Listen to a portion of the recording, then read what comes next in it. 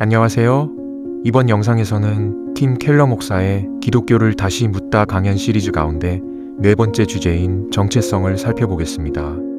앞선 제3강 만족에서는 무엇이 우리 마음에 가장 깊은 자리를 채우고 있는지를 물었습니다. 그 질문은 자연스럽게 또 하나의 질문으로 이어집니다. 우리가 무엇을 사랑하고 무엇에서 가치와 의미를 얻는가는 결국 내가 누구라고 생각하는지와 연결되기 때문입니다. 나는 누구인가? 나는 무엇 때문에 가치 있는 사람인가? 이번 1부에서는 켈러 목사의 강연을 따라가며 먼저 묻겠습니다. 진짜 나는 정말 내 안에서 찾을 수 있는 것일까요? 켈러 목사는 먼저 이 강연 시리즈의 전제를 짧게 되짚습니다. 사람은 누구나 세상과 삶에 대해 어떤 믿음을 가지고 살아갑니다. 종교를 믿는 사람뿐 아니라 하나님이 없다고 생각하는 사람도 인간이 무엇인지, 무엇이 옳고 그른지, 삶에 어떤 목적이 있는지에 대해 어떤 전제를 가지고 있습니다. 그래서 켈러 목사는 서로 다른 세계관이 실제 삶을 얼마나 잘 설명하고 실제로 살아낼 수 있는지를 비교해 보자고 말합니다. 사람은 삶의 상황이 오르내려도 붙들 수 있는 만족과 고통을 견딜 의미가 필요합니다. 또한 옳고 그름을 판단할 근거와 미래를 바라볼 소망도 필요합니다. 그리고 여기에 정체성이 있습니다. 성공과 실패, 인정과 비판 속에서도 나 자신을 완전히 잃어버리지 않을 수 있는 자기 자신에 대한 감각입니다. 내가 누구인지, 그리고 내가 왜 가치 있는 존재인지에 대한 감각입니다. 오늘날 우리는 정체성을 매우 개인적인 문제라고 생각하기 쉽습니다. 내가 좋아하는 것과 원하는 것, 어떤 모습으로 살고 싶은지를 스스로 정하는 것이 정체성이라고 생각합니다. 그러나 켈러 목사는 모든 문화가 사람들에게 어떤 방식으로든 정체성을 형성하는 방법을 제공한다고 말합니다. 어떤 삶이 가치 있는지, 무엇을 이루어야 인정받을 수 있는지, 어떤 사람이 존경받을 사람인지를 문화가 끊임없이 보여준다는 것입니다. 이 차이를 설명하기 위해 켈러 목사는 캐나다 철학자 찰스 테일러를 소개합니다. 테일러는 자신의 저서 자아의 원천에서 서구 사회에서 인간이 자신을 이해하는 방식이 오랜 세월 동안 어떻게 변화해 왔는지를 추적했습니다. 켈러 목사는 그의 분석을 빌려 정체성을 만드는 두 방향을 비교합니다. 전통적 정체성과 현대적 정체성입니다. 켈러 목사가 설명하는 전통적 정체성은 밖에서 안으로 움직입니다. 먼저 나보다 앞서 존재하는 기준을 봅니다. 그것은 하나님일 수도 있고 도덕적 전통이나 가족과 공동체가 중요하게 여기는 가치일 수도 있습니다. 무엇이 참되고 선한지를 먼저 묻고 자신의 감정과 욕망과 삶을 그 기준에 맞추려 합니다. 내 안에 강한 욕망이 있다고 해도 그것이 곧 옳다고 생각하지는 않습니다. 나보다 큰 도덕적 기준과 욕망이 충돌한다면 욕망을 조정해야 한다고 봅니다. 자기 가치 역시 공동체와 연결되어 있습니다. 가족이나 공동체가 보기에 맡은 역할을 잘 감당하고 개인의 이익보다 공동체의 선을 생각한다면 좋은 사람, 명예로운 사람으로 인정받습니다. 진리는 밖에서 찾고 자신의 삶을 그 진리에 맞추는 방식입니다. 현대적 정체성은 반대 방향으로 움직입니다. 먼저 자신의 욕망과 감정, 원하는 삶을 살펴봅니다. 무엇이 자신에게 진실하게 느껴지는지를 내면에서 찾고 발견한 자신의 모습을 바깥으로 표현하려 합니다. 다른 사람이 나를 규정하게 하지 말고 내가 누구인지는 내가 결정해야 한다고 말합니다. 자기 가치의 최종적인 검증자 역시 자신이어야 합니다. 오늘날 우리에게 익숙한 표현이 있습니다. 너 자신에게 진실하라. 다른 사람이 너를 정의하게 하지 말라. 네 안에 진짜 너를 찾아라. 켈러 목사가 말하는 현대적 정체성은 이처럼 안에서 밖으로 움직입니다. 진짜 나는 내 안에 있다는 것입니다. 그렇다면 우리는 이런 정체성의 방식을 어디에서 배웠을까요? 켈러 목사는 문화가 정체성 이론을 교실에서 가르치기보다 이야기 속에서 자연스럽게 전달한다고 말합니다. 영화와 노래, 광고와 소셜미디어를 통해 어떤 삶이 자유로운 삶이고 어떤 사람이 진짜 자기 자신으로 사는 사람인지를 배우게 된다는 것입니다. 그는 몇 편의 영화를 예로 듭니다. 먼저 J.K. 롤링이 쓴 마법 세계를 바탕으로 한 영화 신비한 동물 사전입니다. 이 작품에는 자신의 마법적 본성을 표현하지 못하고 억눌러야 하는 인물이 등장합니다. 억압된 힘은 결국 어둡고 파괴적인 형태로 나타납니다. 켈러 목사가 주목하는 것은 이야기 속에 깔린 정체성의 전제입니다. 내 안에는 표현되어야 할 진짜 본성이 있으며 그것을 억누르지 않고 드러내는 것이 진정한 자신으로 사는 길이라는 생각입니다. 영화는 이것을 철학 이론으로 설명하지 않습니다. 이야기 자체가 그 생각을 자연스럽게 전달합니다. 켈러 목사는 이어서 영화 메리 포핀스를 이야기합니다. 1964년에 만들어진 첫 번째 영화에서 중요한 인물은 은행에서 일하는 미스터 뱅크스입니다. 그는 부와 성공을 원하고 직장에서 더 높은 자리로 올라가려 합니다. 그러나 일에 지나치게 몰두하면서 가족을 소홀히 하게 되고 결국 자신이 무엇을 놓치고 있었는지를 깨닫습니다. 켈러 목사는 이 이야기에서 개인의 야망보다 가족에 대한 책임이 더 중요하다는 당시의 가치관을 읽습니다. 그리고 수십 년 뒤의 문화에서는 가족이나 주어진 역할보다 자기 발견과 자기 표현이 훨씬 강하게 강조된다고 말합니다. 배우 글렌 클로스가 골든글로브 수상 소감에서 가족도 중요하지만 자신의 꿈과 경력을 추구해야 한다는 취지로 말한 사례도 이 변화와 연결합니다. 켈러 목사의 요점은 어느 시대의 영화가 더 옳다는 데 있지 않습니다. 문화가 좋은 삶과 좋은 정체성을 설명하는 방향이 달라졌다는 것입니다. 그 변화를 가장 선명하게 보여주는 사례로 켈러 목사는 디즈니 영화 겨울왕국을 듭니다. 엘사는 처음에 자신의 능력과 감정을 감추며 살아갑니다. 자신에게 요구되는 모습에 맞추고 내면에 있는 것을 드러내지 않으려 합니다. 그러다가 레디꼬를 부르는 장면에서 방향이 바뀝니다. 더 이상 자신의 내면을 감추지 않고 자신이 무엇을 할 수 있는지 시험하며 자유롭게 표현하는 쪽으로 움직입니다. 켈러 목사는 이것을 전통적 정체성에서 현대적 정체성으로 이동하는 모습을 눈앞에서 보여주는 장면이라고 설명합니다. 그는 자신도 이 노래와 장면, 애니메이션을 좋아한다고 말합니다.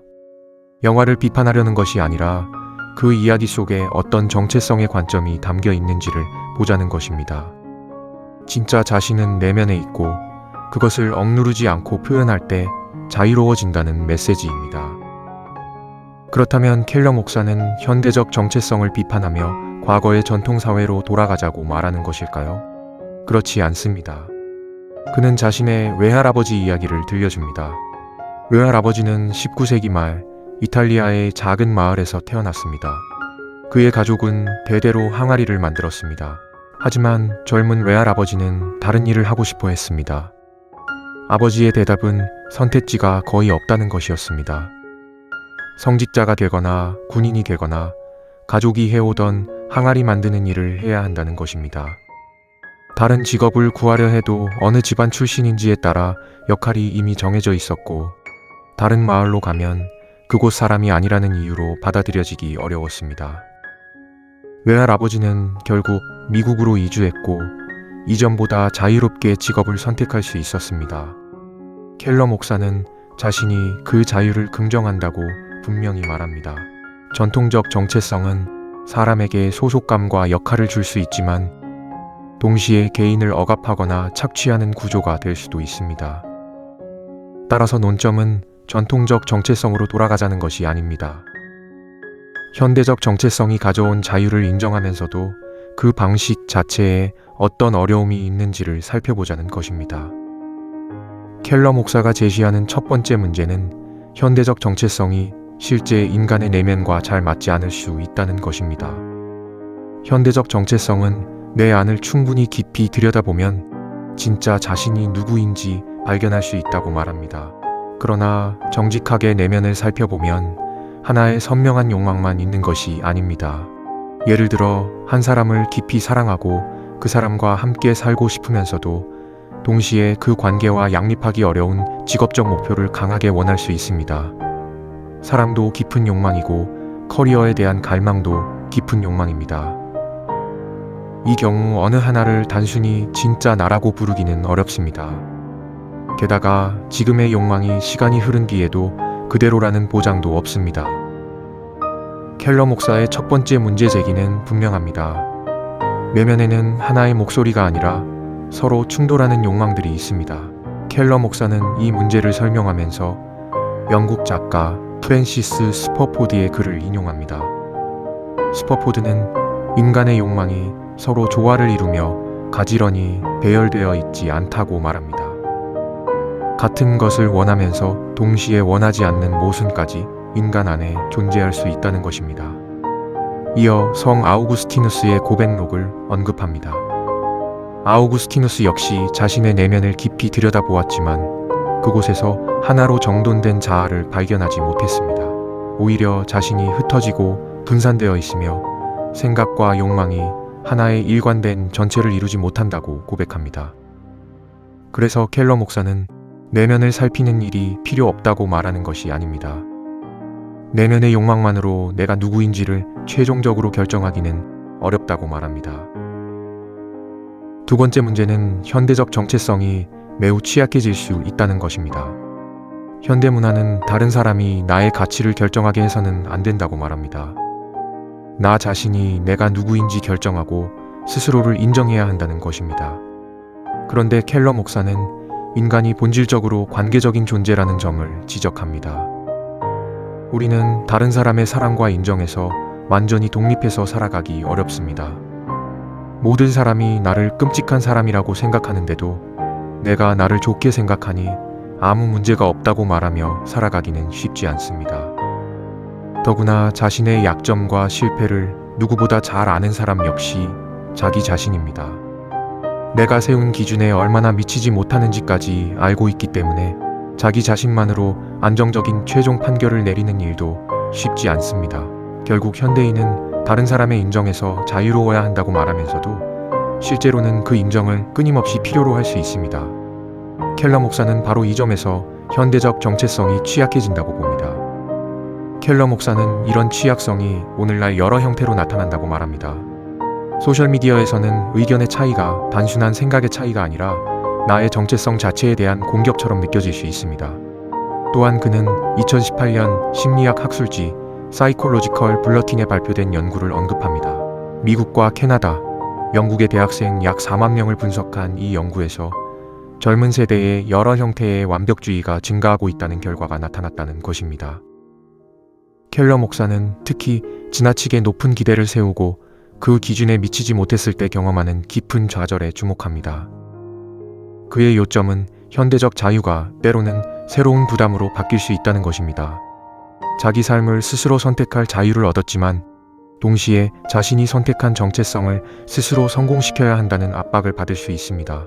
켈러 목사는 인정 욕구가 사랑과 연애에서도 나타날 수 있다고 말합니다. 여기서 그는 문화인류학자 어니스트 베커와 그의 책 죽음의 부정을 소개합니다. 베커는 기독교 신앙을 변호하기 위해 글을 쓴 사람이 아니었습니다. 그는 현대인이 하나님에게서 정체성을 얻지 않게 된 뒤 다른 대상에게 자신의 가치를 확인받으려 한다는 문제를 분석했습니다.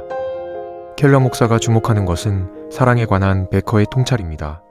하나님에게서 궁극적인 가치와 정체성을 얻지 않는 사람은 그것을 연인에게 요구하게 될 수 있다는 것입니다. 사랑하는 사람이 나의 결함과 무가치감을 없애주고 내 존재가 의미 있다고 확인해 주기를 바라게 됩니다.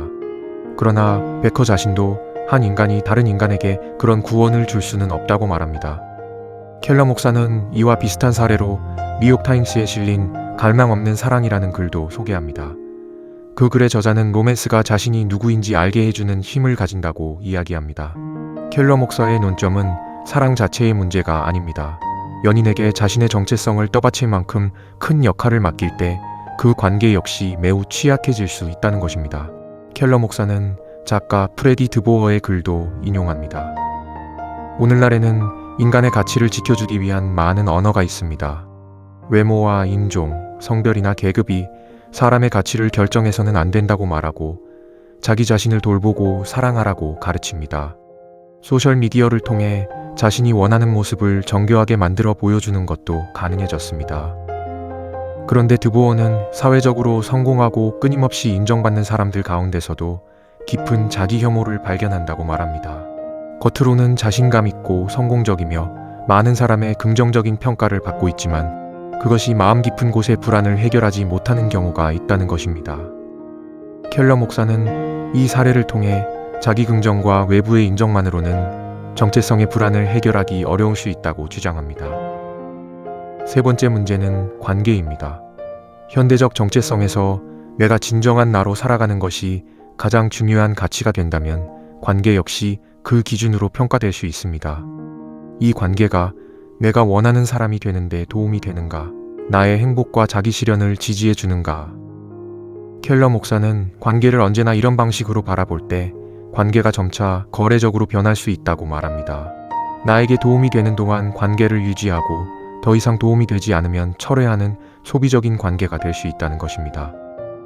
이 문제를 설명하면서 그는 저널리스트 제니퍼 시니어의 책 부모로 산다는 것의 놀라운 발견을 언급합니다. 켈러 목사가 이 책에서 끌어오는 핵심은 부모와 자녀의 관계가 쉽게 철회할 수 없는 관계라는 점입니다. 그는 부모와 자녀의 관계를 현대 사회에 남아있는 대표적인 비거래적 관계로 설명합니다. 자기 실현을 중심으로 관계를 바라보는 데 익숙해질수록 이런 관계를 감당하는 일이 더 어려워질 수 있다는 것입니다. 켈러 목사는 이를 가족과 이웃, 공동체와 제도에 대한 참여와 신뢰가 약해지는 문제와도 연결합니다.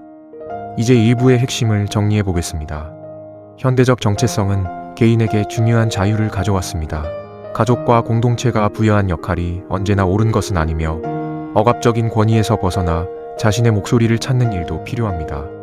켈러 목사는 이 점을 인정합니다. 그러나 그는 현대적 정체성이 인간에게 실제로 안정된 자기 자신을 줄 수 있는지 묻습니다. 내면의 욕망은 서로 충돌할 수 있습니다. 자기 자신만으로 자신의 가치를 검증하는 일도 생각만큼 쉽지 않습니다. 그리고 자기 실현이 관계의 최종 기준이 될 때 관계는 거래적으로 변할 수 있습니다. 그런데 켈러 목사는 여기에서 한 가지 더 근본적인 질문을 던집니다. 우리는 정말 문화의 영향에서 벗어나 순수하게 내 안에 진짜 나를 발견하고 있는 것일까요? 내가 진짜 나라고 생각하는 것조차 이미 문화가 선택하는 방법을 가르쳐 준 것은 아닐까요? 다음 2부에서는 바로 이 질문에서 시작하겠습니다.